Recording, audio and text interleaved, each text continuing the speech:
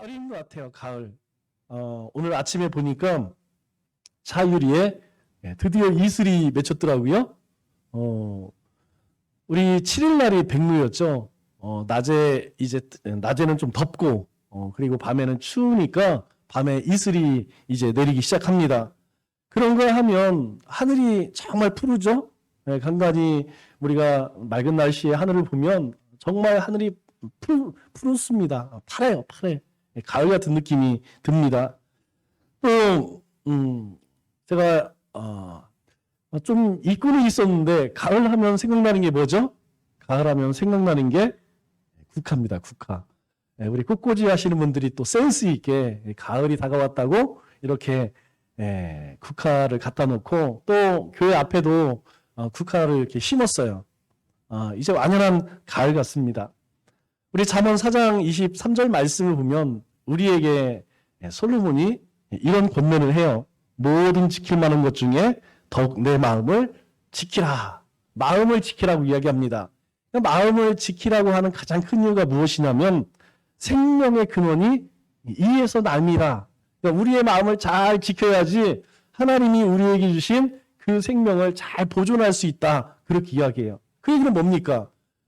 우리의 마음을 동요케 한다는 것이죠. 누가? 약한 마귀 사탄이, 세상이 우리의 마음을 자꾸 빼앗아 가요. 우리의 마음이 주님께 고정되어야 되는데, 주님을 향해야 되는데 주님을 향하지 못하고 자꾸 분주하게 만들어서 엉뚱한 것을 바라보고 엉뚱한 것을 쫓아가게 만든다는 것이죠. 그래서 마음을 굳게 지켜라. 그렇게 우리에게 말씀을 합니다. 북한의 장마당에 가면 세 종류의 쌀이 있다고 해요. 제가 이 사진을 보니까 저 안에 있는 여인이 박여사 같은 느낌이 들어요. 약간 좀 닮은 것 같지 않아요? 앞만 봐도 비슷한 것 같아요. 그런데 이 장마당에 세 종류의 쌀이 있는데 조선쌀, 중국쌀, 옥쌀이 있다고 합니다. 중국쌀은 얘기할 필요가 없죠. 메이드 인 치나는 얘기할 필요도 없어요. 일단 걸르고 조선쌀은 북한 쌀인데 쌀이 많이 안 나요. 항상 이상하게 북한은 우리나라는 매년 건 20년 넘도록 지금 풍년이 이루어지고 있죠. 그런데 북한은 항상 6년이에요. 그래서 북한 쌀은 별로 없고 옥쌀은 남한쌀이라고 하는데 이 남한쌀을 왜 옥쌀이라고 하냐면 돌 하나 없고 깨지날 하나 없이 옥처럼 곱다. 그래서 옥쌀이라고 합니다. 물론 비싸죠. 남한쌀이 굉장히 비싸다고 합니다. 옛날에는 우리가 쌀로 밥을 지을 때 어떻게 했습니까? 쌀에서 돌을 골라내기 위해서 조리라는 걸 사용했죠? 아마 우리 어린 친구들은 잘 모를 거예요. 그러나 조리로 이렇게 쌀을 걸러서 밥을 하지 않으면 돌이 굉장히 많았어요. 예전에는 이 정리를 하는 과정이 도정하는 과정이 지금처럼 현대화되지 않아서 어쨌든 돌이 굉장히 많았습니다. 그리고 이제 쌀벌레도 많았죠. 우리 독에다 넣어놓으면 벌레가 생겨요. 그래서 항상 조리로 밥하기 전에 어머니들이 이렇게 쌀을 걸러서 밥을 지었죠. 지금은 이 조리라는 거 찾아보기 힘듭니다. 시장에 파는지 모르겠어요. 요즘에는 어디 박물관이나 가야지 볼 수가 있겠죠. 우리가 돌박 같은 마음은 완악하고 강팍하고 아집과 고집이 강하고 타협이 없는 그런 마음입니다. 그래서 대부분 그런 사람들을 보면 자아도취형이에요. 그러니까 자뻑이라고 그러죠. 자기를 보면서 그냥 도취돼서 자기중심적이고 자만심과 오만 그리고 교만과 불순함이 가득합니다. 자기가 너무 강해서 사실 다른 사람들이 접근하기가 참 힘듭니다. 이런 사람들 보면 이제 항상 자기가 대장 노릇을 하려고 하죠. 그리고 이제 자기 마음에 안 맞으면 그냥 파토내요. 자기 마음에 안 맞으면 아예 안 해. 자기 뜻대로 안 되면 안 된다는 것이죠. 예수님 당시에 장자권이 있다고 주장했던 정통 유대인들, 또 율법대로 산다고 자신했던 바리새인들, 서기관들, 대제사장들이 바로 이 돌짝박 같은 그런 마음을 가지고 살던 사람이에요. 그래서 예수님께서 아무리 말씀을 전하고 설득을 하고 의르고 달래도 이 사람들은 변화가 없어요. 왜 그렇습니까? 하나님의 말씀이 떨어져 봐야 거기서 잠깐 뿌리가 나왔다가 이 말씀에 자라지를 못하는 것이죠. 그래서 세례 요한도 이들을 향해서 독사의 자식들아 이렇게 책망을 했습니다. 요즘 말로 하면, 요즘 유행하는 말로 하면 뭡니까? GSGG라고 하죠. 얼마 전에 이것 때문에 난리가 났죠. 저희 더불어민주당 의원이 국회의장을 향해서 같은 당이죠? 같은 당에서 굉장히 어른이죠. 여기는 초선의, 거기는 뭐 굉장히 어른인데 그 어른을 향해서 차마 욕은 못하고 GS, GG 해갖고 한번 난리가 났습니다.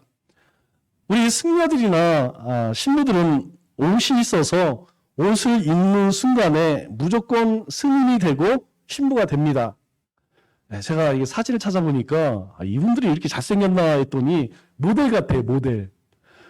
그런데 밖으로 화려하고 위장을 하고 치장을 한다고 해서 사실 거룩해지는 것이 아니죠. 여러분, 저 옷을 입는다고 해서 거룩해지면 우리도 맨날 저 옷 입고 다니죠. 그러나 옷이 거룩하게 하는 것이 아니라는 것이죠. 중요한 것은 우리의 껍데기를 벗어내는 게 중요합니다. 우리의 진짜, 우리 안에 우리가 주님을 만난 그 변화된 삶의 모습들이 드러날 때에 우리 가운데 예수님의 향기가 나타나는 것이지, 우리가 뭐 아름다운 옷을 입는다고 해서 거룩해지는 것은 아니죠. 예수님은 참 초라했습니다. 뭐 거의 반 거지 같은 모습이었죠. 왜냐하면 사실 마땅히 머리 둘 곳이 없었습니다. 항상 복음을 증거하느라 이곳저곳 다니면서 참 없이 살았죠. 그럼에도 불구하고 예수님은 마음이 온유하고 겸손하신 분이었습니다. 뿐만 아니라 죽기까지 복종하는 그런 분이셨죠. 우리도 부지런히 마음속에 돌과 자갈을 골라내서 우리 자신이 부드럽고 온유한 사람이 되어야 한다는 것이죠. 그럴 때에 우리의 삶에 열매가 있게 되는 것입니다. 사도들이 처음 복음을 전할 때에 하루에 3,000명 혹은 5,000명이 구원을 받는 놀라운 역사들이 일어났죠. 그러나 그 사람들이 다 예수님을 믿고 구원을 받았다고 해서 그들을 예수님의 제자라고 부르지 않습니다. 성령이 강림한 오순절날 베드로가 복음을 전했을 때의 상황을 사도행전 2장 41절에서는 이렇게 말하고 있어요. 그 말을 받은 사람들은 세례를 받음에 이날의 신도의 수가 3,000이라 더하더라. 여기서 신도의 수 이렇게 이야기하는데 언어에는 이런 말이 없고 그냥 사람들, 우리 영어 성경에 보면 사람들도 없습니다. 그냥 그들, they 이렇게 나옵니다. 그냥 무리들 이렇게 이야기를 해요. 다시 이야기해서 예수님을 믿었다고 해서 그들이 제자가 된 것이 아니고 그냥 예수 믿는 사람이었다는 것이죠. 세상에서 제자라는 것은 어떤 지식이나 기능을 전수받은 사람을 의미합니다. 또 세상 사람들은 예수 믿는 제자를 어떻게 생각할까요? 그냥 교회 다니는 사람, 그냥 예수 믿는 사람, 그러면 전부 예수님의 제자쯤으로 생각을 합니다. 그래서 일반적인 제자라고 하는 것은 그냥 성도, 신자를 의미하죠. 즉 예수 믿는 사람들을 일반적으로 제자라고 얘기합니다. 그러나 진짜 제자, 참 제자는 예수님의 말씀에 따라 살고 또 주님을 닮아가는 성도를 가리키죠. 그러면 성경에 나타난 예수님의 제자들은 어떤 사람들이었을까요? 예수님의 제자들은 예수님의 부르심을 입은 사람들이죠. 우리 마가복음을 보면 예수님께서 원하셨대요. 그냥 지나가다가 마음에 들어서 너 나 따라 이게 아니고 주님이 원하시는 사람들을 부르셨다 이렇게 말씀하고 있죠. 또 예수님의 제자들은 자신의 모든 것들을 다 버린 사람들입니다. 주님을 쫓기 위해서 부모를 버리고 직업을 버리고 그리고 주어진 환경들을 다 버렸어요. 우리가 잘 알고 있는 베드로와 안드레는 배와 그물을 버리고 예수님을 쫓았습니다. 야 베드로야 나를 따르라. 그 즉시 배와 그물을 버리고 예수님을 쫓았죠. 그런가 하면 요한과 야고보는 더한 사람들이었어요. 이들은 배와 가족을 버리고 예수님을 쫓았다라고 성경은 말하고 있죠. 그래서 제자의 특징을 보면 첫째는 세상 것을 따르지 않는다는 거예요.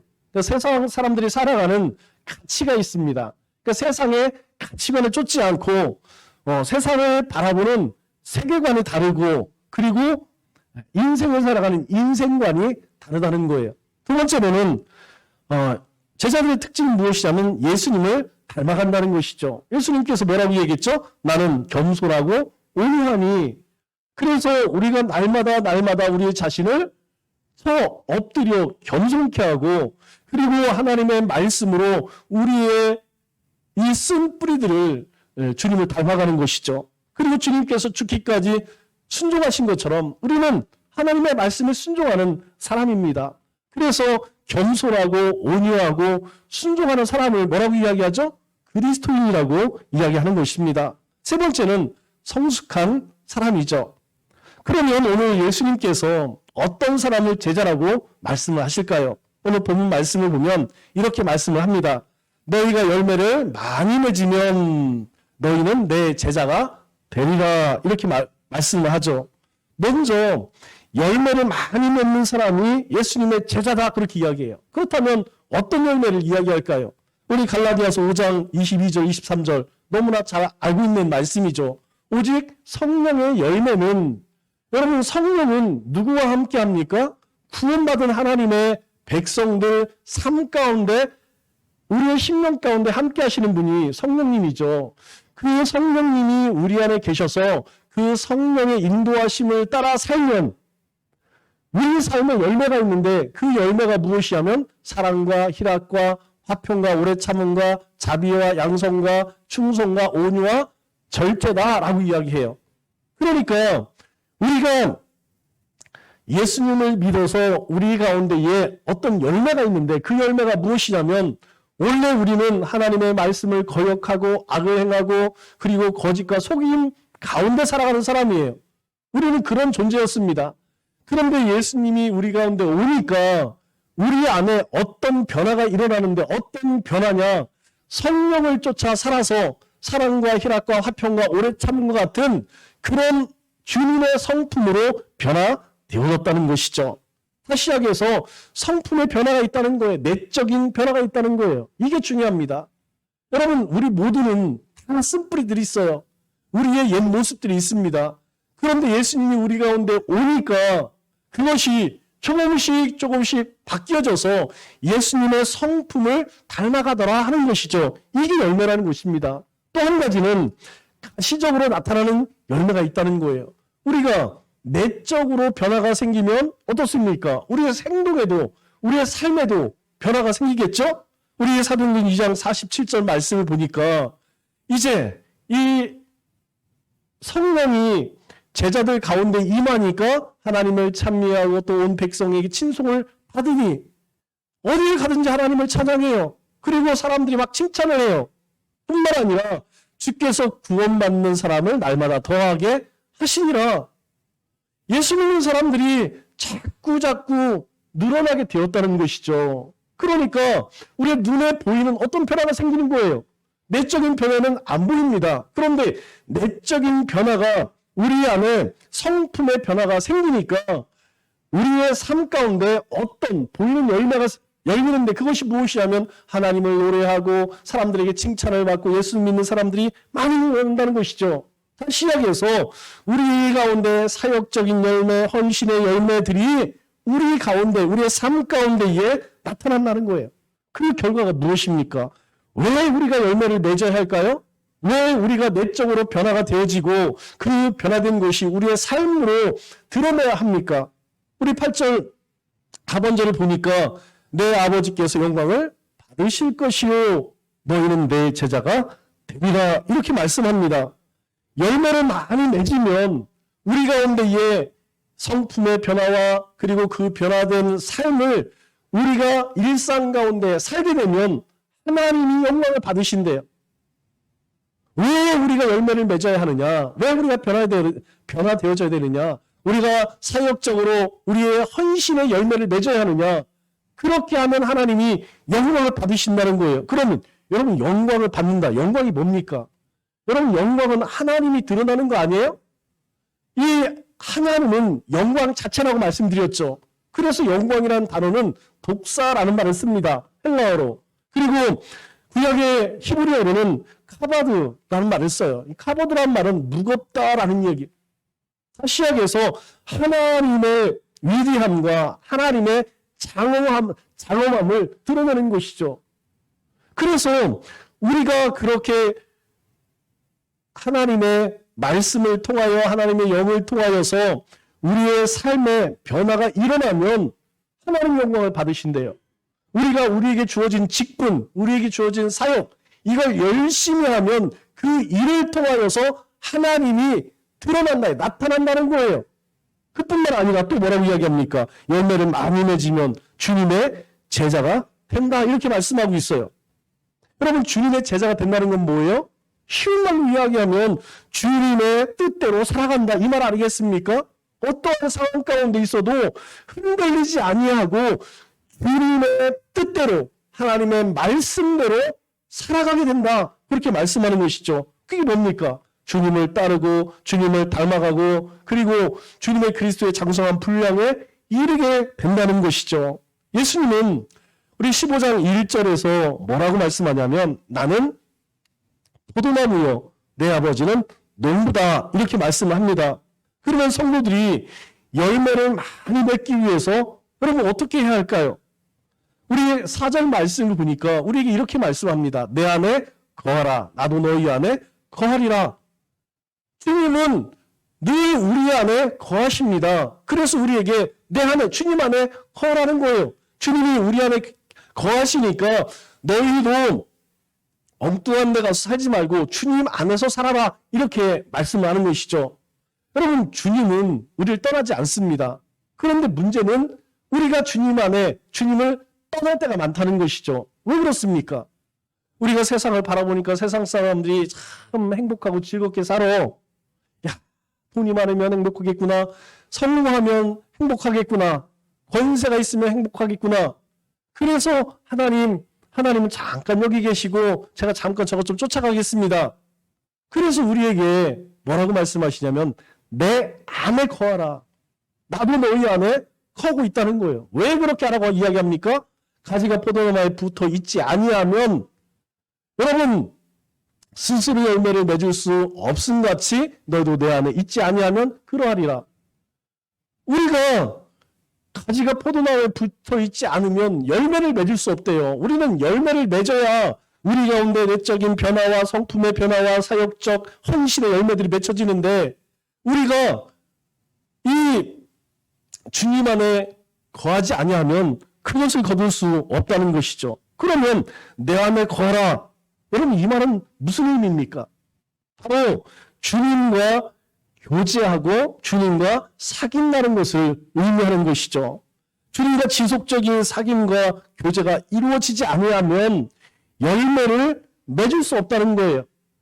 우리가 주님과 친밀해지지 않으면, 주님과 매일 가깝게 지내지 않으면 우리 가운데에 열매를 맺을 수 없다. 내적인 열매, 외적인 열매 거두기 힘들다.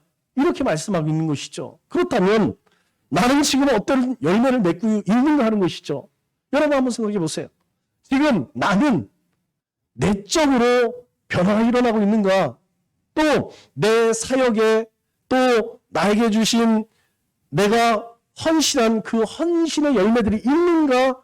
우리는 한번 살펴볼 필요가 있다는 것이죠. 만일 우리의 성품에 변화가 있다면 그것은 열매 맺는 삶이에요. 타시악에서 예전에는 내가 한 번은 참는다, 3-4번이니까 내가 3번은 참는다, 그 다음에는 폭발해서 그냥 복수를 해주는데 어느 날부터 저 사람이 참 불쌍하게 보여져. 그래서 3번이 아니라 30번도 60번도 100번도 참을 수 있는 그런 사람이 되었다면 여러분 열매 맺는 삶이에요. 예전에는 길거리에 구걸하는 사람을 보면서 아유 저 인간들은 왜 저렇게 사나 그렇게 비난했는데 그 사람들을 바라보면서 불쌍한 마음이 들고 내가 도울 수 있는 게 있으면 돕는 거, 그게 우리 가운데에 열매를 맺는다는 거예요. 우리 안에 변화가 있기 때문에. 사역도 마찬가지입니다. 여러분, 어떤 일이든지 대충 해서 열매를 맺지 못합니다. 우리가 어떤 일이든 결과를 만들어내기 위해서는 열심을 품고 열정적으로 그 일에 힘쓰지 않으면 여러분 열매를 맺기 힘들다는 거예요. 우리가 사역에도 열매를 맺기 위해서는 여러분 어떻게 해야 합니까? 열심을 가지고 전심전력을 다해야 한다는 것이죠. 그렇다면 바로 그것이 열매 맺는 삶이라는 거예요. 내가 헌신한 일에 결과가 있다면 열매 맺는 삶이라는 것이죠. 우리가 가끔 이제 그런 말을 해요. 여러분, 저분은 참 한결같아. 여러분, 이것이 좋은 의미일까요? 안 좋은 의미일까요? 긍정적으로 보면 사람이 참 한결같아. 늘 하나님의 말씀과 기도와 그리고 온유한 가운데 살고 있어. 칭찬이죠. 그런데 다른 의미로 생각해 보면 변화가 없다는 거예요. 10년 전이나 지금이나 뭐 변화가 없어. 늘 똑같이 살아. 그렇게 좋지만은 않다는 것이죠. 여러분, 우리 안에 하나님의 영이 함께하면, 하나님의 말씀이 함께하면, 여러분, 하나님의 말씀이 죽었습니까? 하나님의 영이 죽어 있나요? 아니라는 것이죠. 하나님의 말씀도 주님의 영도 다 살아 역사하는, 활력 있게 하는 힘이 있습니다. 변화시키는 능력이 있다는 것이죠.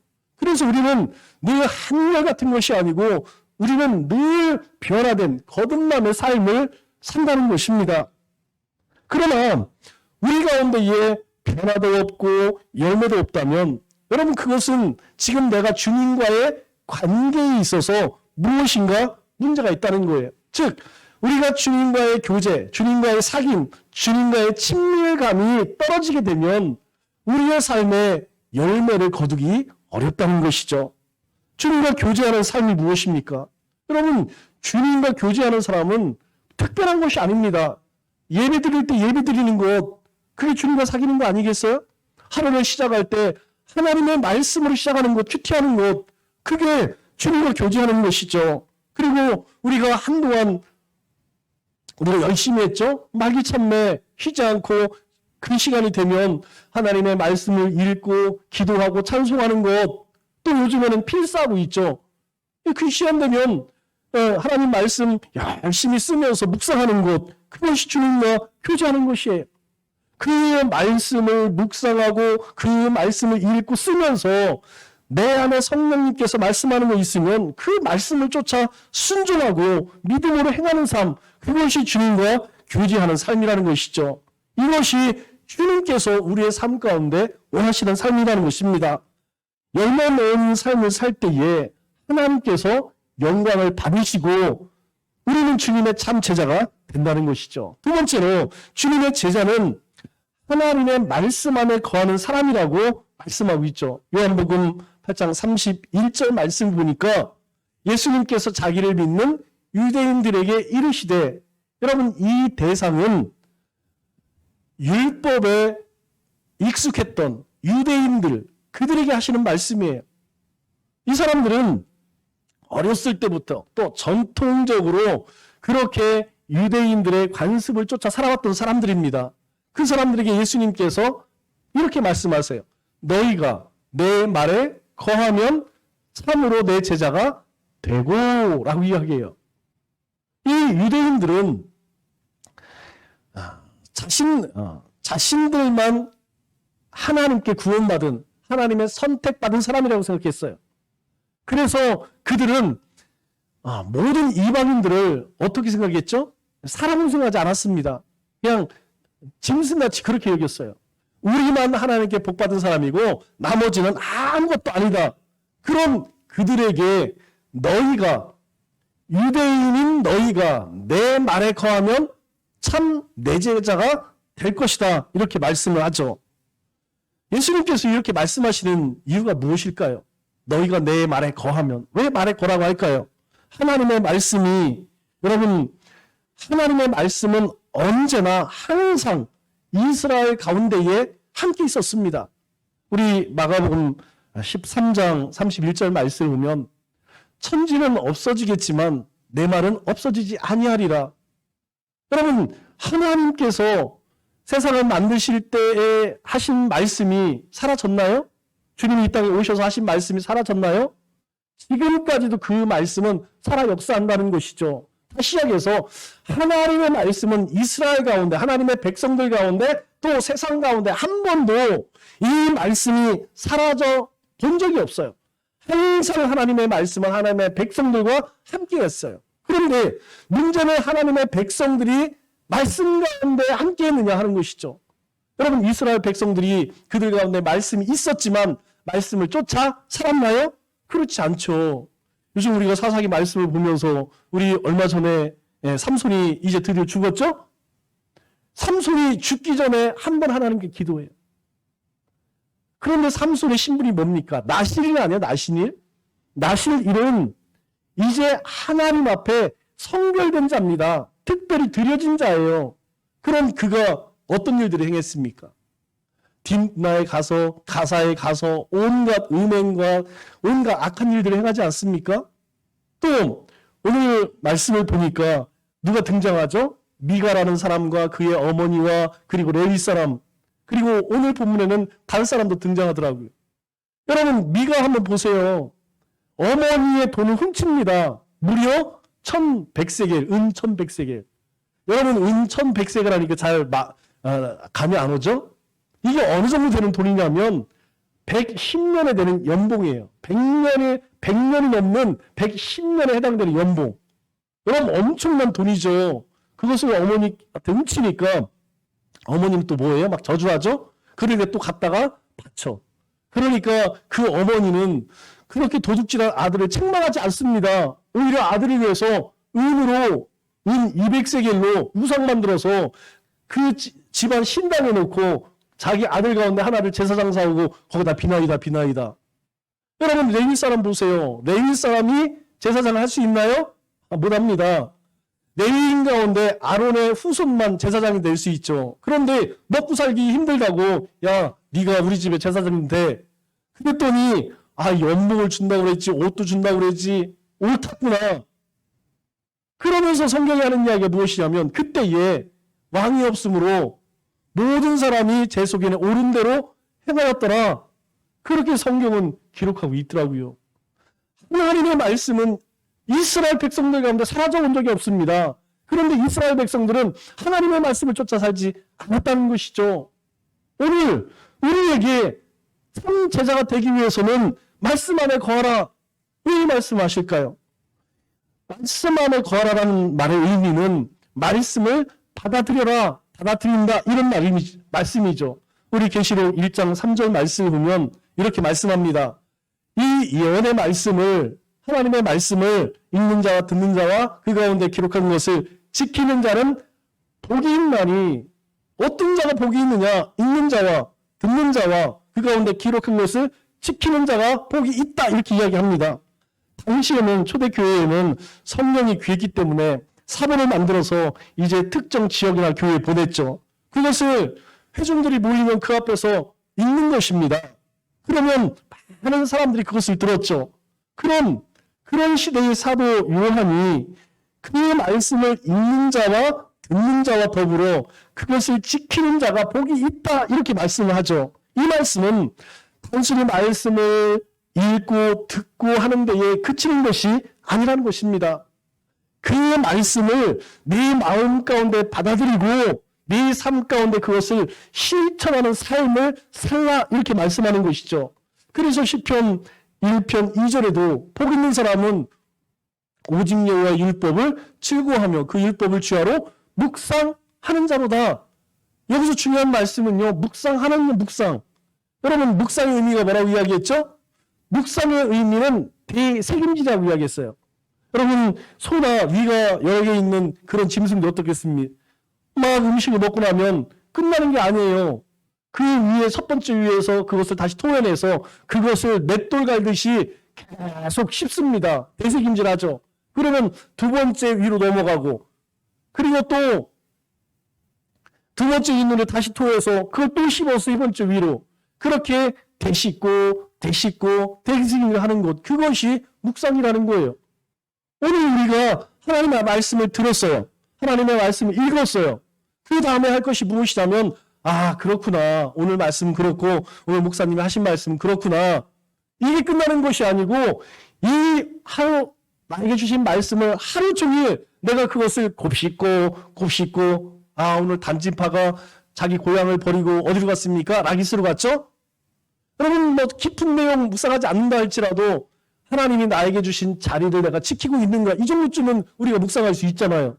오늘 말씀을 묵상하면서 단지파가 자기 고향 버리고 왜 그래요? 아모리 사람들 못 이기니까 거기 정복하기 싫고 그냥 라기스라고 하는 동네가 만만해 보이니까 거기 쳐들어가서 야 이 땅 내놔.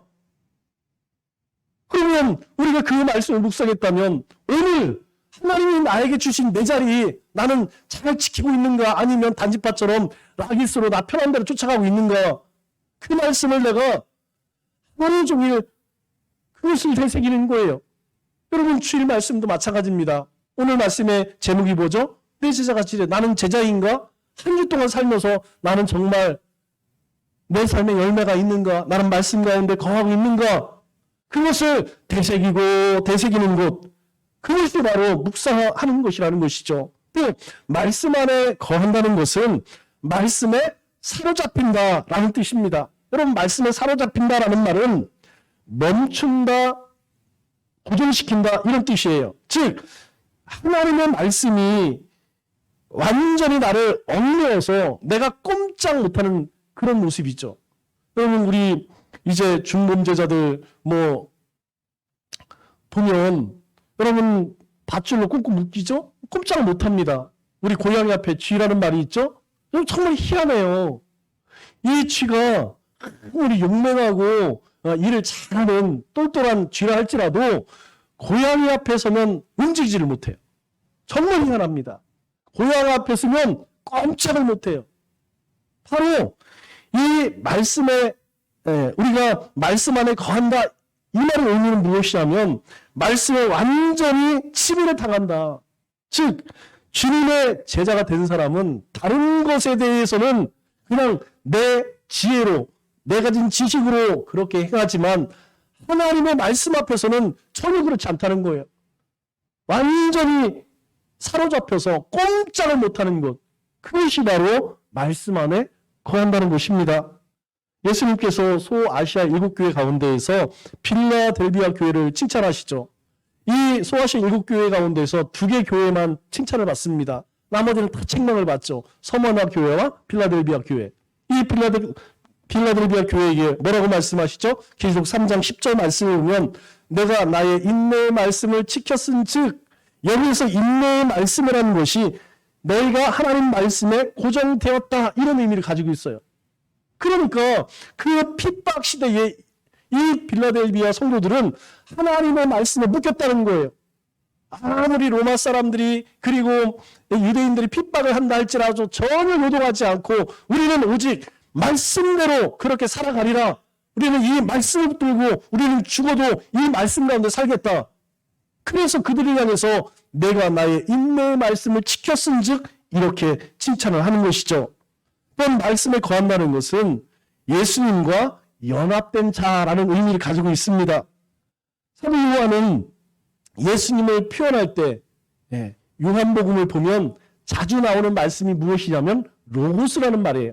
여러분 로고스라는 말은 말씀이라는 말씀인데 이 말씀은 누구를 의미하죠? 예수님을 뜻한다는 것이죠. 즉 너희가 내 말에 거하면 이 말은 우리가 주님 안에 거하면 이 말과 같은 의미라는 것이에요. 그런데 예수님과 우리의 관계를 어떻게 설명합니까? 우리 요한복음 15장 5절 말씀을 보면 나는 포도나무요 너희는 가지니 이렇게 이야기해요. 주님은 포도나무 우리는 가지. 이 비유를 통해서 주님과 우리의 관계를 말씀하고 있죠. 여러분 가지와 포도나무가 떨어질 수 있나요? 여러분 떨어지면 죽는 것이죠. 열매 맺을 수 없는 것이죠. 다시 시작해서 주님과 우리의 관계는 끊을래야 끊을 수 없는 불가분의 관계라는 것입니다. 그래서 7절에 뭐라고 이야기합니까? 너희가 내 안에 거하고 내 말이 너희 안에 거하면 무엇이든지 원하는 대로 구하라. 그리하면 이루리라. 왜? 주님과 우리는 하나가 되었기 때문에 성령님이 우리 안에 내주하시면서 우리가 주님과 연합된 자이기 때문에 우리가 그 주님 안에 머물러만 있으면 너희가 원하는 대로 이루리라 그렇게 말씀하고 있는 것이죠. 그래서 예수님께서 31절에 뭐라고 이야기합니까? 너희가 내 말을 거하면 참으로 내 제자가 되리라 이렇게 말씀을 하고 있는 것이죠. 마지막으로 예수님의 제자는 서로 사랑하는 사람이다 이렇게 말씀합니다. 우리 요한복음 13장 35절 말씀을 보면 너희가 서로 사랑하면 이로써 모든 사람이 너희가 내 제자인 줄 알리라. 예수님은 교회가 사랑 공동체가 되기를 원하셨습니다. 그 이유가 뭡니까? 우리가 서로 사랑할 때 우리가 예수님의 제자인 줄을 모든 사람이 세상 사람들이 너희가 내 제자인 줄 알 것이다 그렇게 이야기하죠. 왜 그렇습니까? 바로 하나님은 사랑이라는 거예요. 그 사랑의 하나님이 나와 연합되어지고 나를 사로잡고 그리고 나로 하여금 그 하나님의 말씀을 받아들이도록 했으니까 어떻습니까? 우리 안에서 당연히 사랑의 모습이 드러나야 한다는 것이죠. 하나님은 사랑이시라 라고 말씀하는데 우리는 불법을 행한다면 악을 행한다면 그게 하나님의 자녀라고 말할 수 있을까요? 그럴 수 없다는 것이죠. 세상 사람들은 어떻게 하나님을 보느냐? 바로 세상 사람들은 우리를 보고 하나님을 보게 된다는 것입니다. 하나님의 사랑은 세상에서 하는 사랑과는 전혀 다르죠. 세상에서 발견할 수 없는 사랑, 차별이 없는 사랑, 끝까지 하는 사랑, 먼저 하는 사랑, 이런 하나님의 사랑이 바로 우리의 삶 가운데 발견되어질 때에 세상이 우리를 보고 하나님을 알게 된다는 것입니다. 반대로 우리가 서로 사랑하는 데 실패하면 아무리 좋은 프로그램 또 서비스 그리고 멋진 시설을 가지고 있어도 예수님을 증거하는데 실패한다는 것이죠. 그래서 여러분 우리가 세상 가운데에서 바르게 살아가야 돼요. 교회에서만 바르게 사는 것이 아니고 우리가 말씀을 통해 들었으면 우리가 큐티를 통해서 깨달았으면 우리의 삶의 터전 세상 가운데에서 그런 삶을 살아야 한다는 것이죠. 그래서 성경은 사랑을 대단히 강조하죠. 우리가 잘 알고 있는 고린도전서 3장 1절에 뭐라고 이야기합니까? 내가 사람의 방언과 천사의 말을 할지라도 여러분 사랑이 없으면 소리나는 구리와 울리는 꽹과리가 되고 내가 예언한 능력과 또 산을 옮길 만한 믿음이 있을지라도 사랑이 없으면 내가 아무것도 아니요. 내가 내게 있는 모든 것으로 구제하고 내 몸을 불사로 내줄지라도 사랑이 없으면 아무 유익이 없대. 여러분 사랑이 없으면 아무 유익도 없고 아무것도 아니다. 그렇게 말씀합니다. 우리가 사역에 실패한 성도는 용서를 받습니다. 여러분 우리가 일 잘못했다고 나에게 맡겨준 1대1 제자훈련 전도 못했다고 하나님께서 여러분 그거 가지고 책망하지 않아요. 그러나 우리가 사랑에 실패하면 무서운 책망을 받는다는 것이죠. 우리 요한일서 3장 15절 말씀을 보면 그 형제를 미워하는 자마다 살인하는 자니 여러분 이 말의 의미가 뭐예요? 우리는 분명히 하나님의 사랑을 덧입은 사람이에요. 그런데 우리 안에 그 하나님의 사랑이 없이 누군가를 죽도록 미워하면 그것은 뭐예요? 살인하는 것이라는 거예요. 이건 용서로 받지 못한다는 것입니다. 여러분뿐만 아니라 사랑에 실패한 교회도 마찬가지예요. 우리 계시록 2장 2절로 3절 보면 에베소 성도들에게 하는 말씀이죠. 여러분 에베소 성도가 굉장히 일을 잘했어요. 내가 내 행위와 수고와 내 인내를 알고 악한 자를 용납하지 않고 자칭 사도라가는 거짓 자들을 막 너희가 드러내고 또 내가 참고 견디고 게으르지 아니한 것 하나님이 아신대요. 이 에베소 교회와 에베소 성도들이요 얼마나 일을 잘했는지. 그런데 문제는 무엇이냐면 4절에 뭐라고 이야기합니까? 그러나 너를 책망할 것이 있나니 너는 처음 사랑을 버렸느니라. 처음 사랑을 버렸대요. 그 사랑이 무엇입니까? 하나님의 사랑이죠. 그 하나님의 사랑, 그 사랑 가운데 사는 우리가 그 사랑을 버렸다는 것은 우리의 행위, 삶에서 하나님의 사랑이 드러나지 않았다는 거예요. 그러니까 사람들이 어떻게 해요? 이 예배 성도를 향해서 손가락질하는 거예요. 교회를, 하나님의 영광을 가리웠다는 것입니다. 그래서 이 에베소 성도들에게 뭐라고 이야기해요? 5절 말씀을 보니까 그러므로 너희가 어디서 떨었는지 생각하고 회개하여 처음 행위를 가지라. 처음 행위가 뭡니까? 하나님의 사랑. 너희를 위해서 하나님께서 행하셨던 그 사랑을 이제 네 삶 가운데도 그 사랑이 드러나게 하라. 그래야지 뭐라고요? 내가 내 제자인 줄 알리라. 말씀을 맺겠습니다. 하나님께서는 우리가 예수 그리스도를 믿는 믿음으로 주님의 제자 되기를 원하십니다.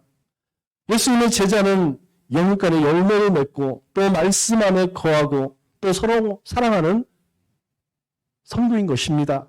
이 한 주간도 주님의 제자가 되어서 날마다 주님의 성품을 닮아가 삶의 아름다운 열매와 또 말씀 안에서 주님의 뜻을 분별하고 온 세상에 주님의 사랑을 전하고 증거하는 우리 믿음의 권속들 다 되시기를 주님의 이름으로 축원합니다.